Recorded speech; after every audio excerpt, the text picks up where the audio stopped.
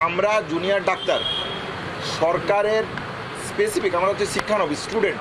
তাহলে আমরা যদি স্টুডেন্ট হই, একটা সিস্টেম যদি শুধুমাত্র স্টুডেন্টদের উপর দাঁড়িয়ে থাকে, তাহলে কি আপনাদের কাছ থেকে আমরা এই প্রশ্নটা রাজ্য সরকারের কাছে রাখতে পারি না যে এই হেলথ সিস্টেম দিয়ে আদৌ কি সাধারণ মানুষের পরিষেবা দেওয়া সম্ভব?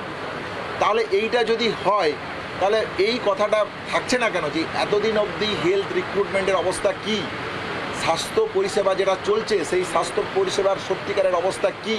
তাহলে এই আন্দোলন যদি সত্যিকারের সদর্থক ভূমিকা রাখে, তাহলে স্বাস্থ্য দপ্তর এই জায়গাগুলোকে নিয়ে যদি তারা স্বাস্থ্য পরিষেবা দেওয়ার প্রশ্নে এতটাই সদর্থক থাকতে চায়, তাহলে এই সমস্যাগুলো মেটাচ্ছে না কেন? এই আন্দোলনের দাবির সুর ধরেই এই কথাটা বলতে চাই যে সাধারণ মানুষকে পরিষেবা দেওয়ার যদি প্রশ্নই এসে থাকে, তাহলে এই দাবিগুলো হেলথ রিক্রুটমেন্ট শূন্যপদে যে এখন অবধি যে ফাঁকা আছে সেগুলো পূরণ করা হচ্ছে না কেন? বারবার তো এই দাবি উঠে এসছে যে আমাদের স্বাস্থ্যের অবস্থা কি। এই জায়গা থেকেই যদি আপনি দেখেন যে একটা পেশেন্ট হসপিটালে আসে, সে বিভিন্ন জায়গা জুড়ে চক্কর ঘুরতে ঘুরতে বেডের অভাবে ঘুরে বেড়ায়। সুপার স্পেশালিটি হসপিটাল তৈরি হয়েছে, সেখানে একটা সিটি স্ক্যান অবধি হচ্ছে না।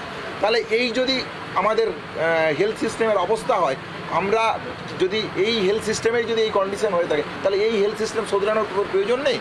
তাহলে স্বাস্থ্য ভবন এই যদি কাজটা না করতে পারে, তাহলে আর কে করবে? তাহলে এই কথা বলে একটা আন্দোলনকে কখনোই এইভাবে বলা যায় না যে জুনিয়র ডাক্তাররা কাজে ফিরছে না বলে স্বাস্থ্য পরিকাঠামো ভেঙে পড়ছে। তাহলে তার যে জায়গাটা স্পেসিফিকলি আছে, সেই জায়গাটার দায়বদ্ধতা তার দিক থেকে থাকা উচিত।